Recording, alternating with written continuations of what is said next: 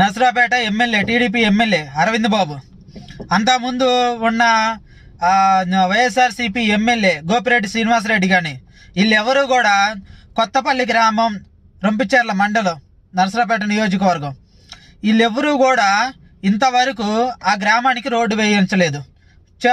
వీళ్ళు గెలిచిన వాళ్ళు కానీ అంతకుముందు ఓడిపోయిన వాళ్ళు కానీ ఇద్దరు ఆ గ్రామానికి ఫంక్షన్ కానీ ఏటికన్నా పిలిస్తే వస్తున్నారు, చూసి వెళ్ళిపోతున్నారు. ఆ ఊరికి అది ఒక్కటే రోడ్డు ఉంది, కనీసం ఆ ఊరికి రోడ్డు అనేది ఇంతవరకు వేయట్లేదు. మీరు ఎంత తొందరగా స్పందించి ఆ ఊరికి రోడ్డు వేస్తే అంత మంచిది. లేదంటే నర్సరావుపేటలో సిటీలోనే నిరసన అనేది తెలియజేయాల్సి వచ్చింది. ఇలా రోడ్డు ఎక్కితే మాత్రం మీ పరువు అనేది పోతుంది, ఎమ్మెల్యే పరువు అనేది.